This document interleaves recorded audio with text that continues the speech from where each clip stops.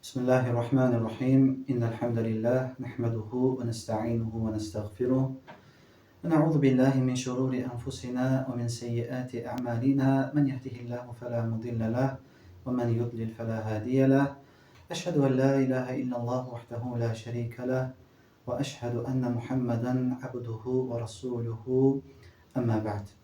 Allah Teala Zariyat suresi 55. ayette buyurur ki: "Vezekkir fe inne zikra tenfa'ul mu'minin." Hatırlat, hakikaten hatırlatmak mümine fayda verir. Biz çok güzel bir mevsimin içerisindeyiz ve Zilhicce ayının ilk 10 günleri ve bugün de en azametli ibadetlerden biri olan Qurban ibadəti əda olunur və biz də Allahın izni ilə Qurban barəsində bəzi xatırlatmalar və bu barədə verilən çoxlu suallar ətrafında danışacağıq. İlk öncə Qurban ibadətlərdən bir ibadətdir. İnsan qurbanı kəsməkdəki məqsədi Rəbbinə yaxınlaşmağıdır, Rəbbinin razılığını qazanmasıdır. Və Qurban barəsində də Tirmizi'de geçen hadiste Peygamber sallallahu aleyhi ve sellem belə buyurur. Hadisin mənası olarak belə gəlir ki, Adəm evladı Qurban bayramı günü qan axıtmaqdan, yəni qurban kəsməkdən daha əfsəl bir əməl etməz. Qiyamət günü onun kəsdiyi qurban buynuzu, tükləri və həmçinin də dırnaqları ilə gələr. Və qurbanın qanı yerə çatmamış Allah katında qəbul olar.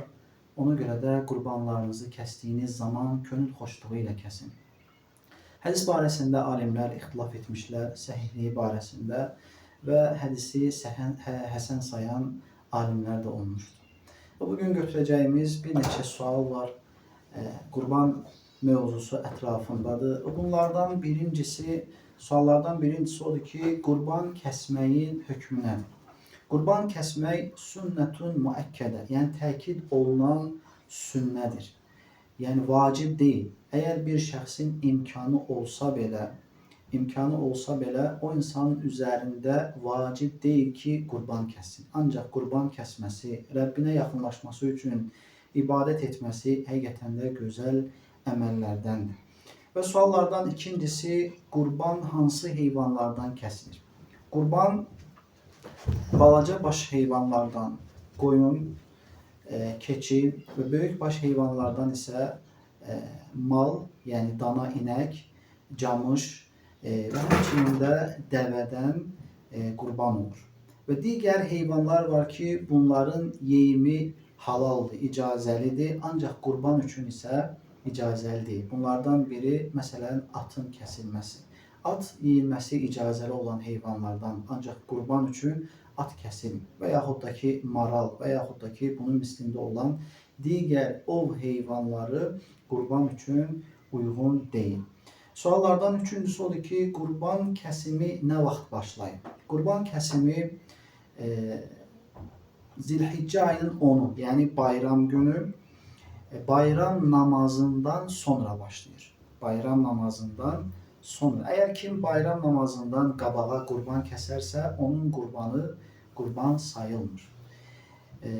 Və qurban bayramı günü də qurbanın kəsilmə vaxtı namazdan sonradır. Çünki bayram günü bir namaz var və sonra xutbə gəlir. Və bayram namazı cümə namazından fərqli olaraq birinci bayram günü namaz qılınır və sonra xutbə oxunur. Bayram namazının xutbəsinin dinlənməsi sünnədir. Cümə namazının xutbəsi kimi vacib deyil. Və əgər bir şəxs bayram namazı qılındıqdan sonra qurban kəsərsə, yəni xutbə başa çatmamış, qurban kəsərsə, onun qurbanı səhih sayılır. Və həmçinin verilən suallardan dördüncüsü, qurban kəsimi nə vaxt bitir? Qurban kəsiminin bitmə vaxtı deməli Zilhiccə ayının 13'ü məğrib namazının daxil olması ilə, günəşin batması ilə qurban kəsimi artıq qurban bitir. Yəni bir şəxs cümə günü, bayram günü, bayram namazından sonra, çünki Allah buyurur ki, "Fasalli li rabbike venher", Rəbbin üçün namaz qıl, qurban kəs. Yani ilk önce fikir verirseniz ayette geldiği kimi namaz kıl. İlk önce namaz kılınır ve bayram günü, bayramdan sonra 3 gün, yani ümumi olarak bayram 4 gündür. Ve 4-cü günün məğrib namazına kadar qurban kəsilə bilər. Verilən suallardan 5-incisi odur ki, qurban kəsdirəcək şəxs saçından və dırnağından nə vaxt tutmalıdır? Saçından və dırnağından bir var qurbanı kəsən qəssab, bir də var ki, qurban kəsdirən kimin adından qurban kəsiləcəkdirsə, burada nəzərdə tutulan kimin adından qurban kəsiləcəkdirsə, o şəxs saçından və dırnağından heyvan, yəni o qurbanlığı kəsilənə qədər saçından və dırnağından tutmur. Bəziləri düşünür ki, bayram namazı qılındı, artıq o saçından və dırnağından tuta bilər. Xeyr, qurbanı kəsilənə qədər. Hətta ola bilsin ki, qurbanı bayramın 4-cü günü kəsilsin və ona qədər o şəxs saçından və dırnağından tutmur. Və suallardan 6-cısı odur ki, qurban kəsildiyi zaman hər hansı bir duanın oxunması vacibdir. Xeyr, qurban kəsildiyi zaman hər hansı bir duanın oxunması vacib deyil. 7-cisi, qurban ətindən onu kəsən şəxsə verilə bilərmi? Burada baxır niyyətə. Əgər bir şəxs qurban kəsdirir və o adam kəsən şəxs üçün onu kəsmə haqqı olaraq qurban payından verirsə, bu icazəli deyil. Yox, əgər qurban kəsən şəxs həqiqətən də ehtiyac sahibidirsə, qurbanı kəsmə haqqını verdikdən sonra həmənki qurban payından onun üçün də hədiyyə və yaxud da ki, sədəqə verə bilər. Və suallardan 8-cisi, qurban borcla alına bilərmi? Bu yenə qayıtır şəxsin özünə. Əgər maaşı, yəni aylıq gələn gəliri qurbandan sonra gələcəkdirsə və bu zaman o şəxs maaş əvəzinə başqasından borc götürər və maaşda həmənki şəxsin borcunu qaytara bilər və yaxud da ki, müəyyən bir müddət üçün borc götürüb, borc kəsdirə bilər. Çünki qurban, yəni sayılı günlərdir, 4 gündür, yəni insan bu 4 gündə qurbanını kəsdi, həmənki ibadəti əda etmiş sayılır. Əgər bu günlər keçərsə, ibadəti artıq edə bilmir. Amma borcu isə müəyyən vaxtdan sonra qaytara bilir. Bu da borcu verən şəxslə razılaşaraq bunu etmək icazəlidir. Və bir də sual verilir ki, 9-cu sual, borcu olan şəxs qurban kəsə bilər. Bu da qayıtır yenə şəxsin özünə. İlk öncə bilmək lazımdır ki, borcu geri qaytarmaq vacibdir. Ancaq qurban kəsmək isə sünnədir. Əgər sənin kiməsə borcun varsa və sən bu borcu qaytarmamaqla həmənki şəxsə əziyyət verirsənsə, bu zaman onun, həmənki şəxsin borcunu qaytarması daha yaxşıdır. Əgər kimdənsə borc götürmüsünüzsə və o şəxsin ehtiyacı varsa, xəstəsi varsa və yaxud da bayram keçirmək üçün azuqəsi yoxdursa, sizin qurban kəsməniz düzgün deyil və sizin üzərinizə vacib olan odur ki, həmənki borc sahibə borcunu geri qaytarasınız.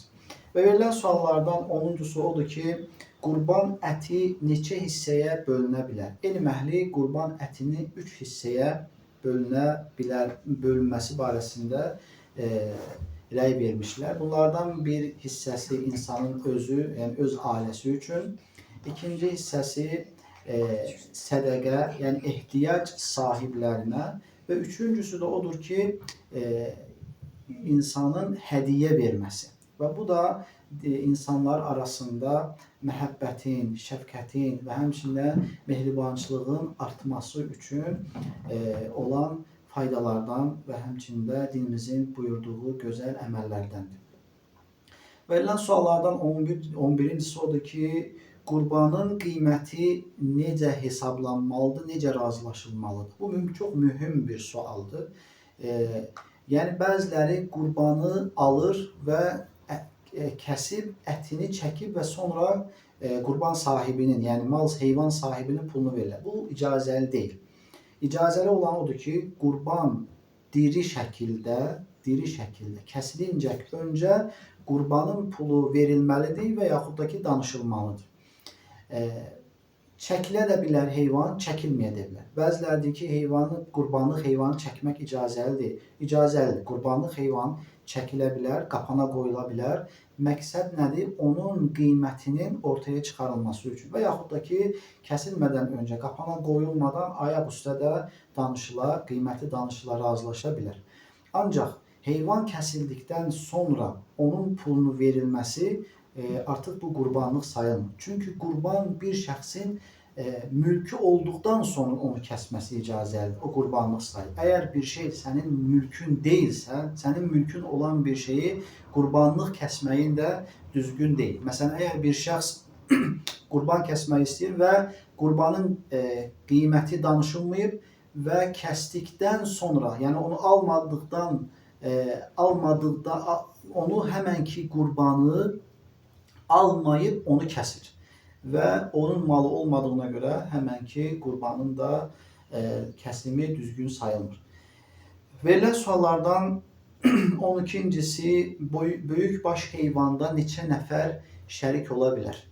Ən çoxu 7 nəfər. Bir nəfər də kəsə bilər. Məsələn, dananı və yaxud da ki, camışı, dəvəni bir nəfər də kəsə bilər, 2 nəfər də, 3 nəfər də, 5 nəfər də və ən axırıncı say həddi 7 nəfərdir. 7 nəfərdən artıq şərik olması icazəli deyil. Verilən suallardan 13-cüsü odur ki, ölmüş birinin adından qurban kəsilə bilərmi? Məsələn, bir şəxs ailəsi adının, özünün və yaxud da ailəsinin adından qurban kəsdirir və ölmüş, dünyasını dəyişmiş valideyninin, ana-atasının adından da qurban kəsdirmək istəyir. Və bu icazəli deyil. Yəni, sünnədə belə bir şey varid olmayıb ki, bir şəxs dünyasını dəyişmiş insanın adından qurban kəssin. Sədəqə oluna bilər, sədəqə verilə bilər. Ancaq qurbanın kəsilməsinə gəldikdə isə, yəni dünyasını dəyişmiş bir şəxsin adından qurban kəsilməsi ya Peyğəmbər s.ə.v və yaxud da ki, onun səhabələrindən varid, yəni sələfdən belə bir şey varid olmamışdır. Və suallardan da 14-cüsü, sonuncusu götürmək olar ki, qurbanlıq heyvanın əti və dərisi satıla bilərmi? Kəsən şəxs, qurbanı kəsən və yaxud da kəsdirən şəxs heyvanın ətini və dərisini satması icazəli deyil. Əgər o şəxs malın dərisini və yaxud da ki, ətini başqa bir şəxsə vermişdirsə, hədiyyə və yaxud da ki, sədəqə olaraq vermişdirsə, artıq o həmənki şəxsin öz öhdəliyinə qalır. Yəni, kimə hədiyyə verilmişdirsə, dəri və yaxud da ki, ola bilsin baş ayaqdır, kiməsə hədiyyə verilmişdirsə, o insanın həmənki heyvanın dərisini, baş ayağını, ətini satması isə bunda bir problem yoxdur. Yenə də düzünü Allah bilir. Ancaq bir şəxsin özünün, yəni kəsən bir şəxsin o satdığı, kəsdiyi qurbandan hər hansı bir mənfəət əldə etməsi icazəli deyil. Altdan istəyirik ki, Allah-u Teala bizə eşitib faydalanmaq nəsib etsin və bizə qabul olan qurbanlar nəsib etsin. Əmin. Subhanəkəllahumma və bihamdik. Nəşhədu ən la illə ənt nəstəğfiruka və nətubu iləyik.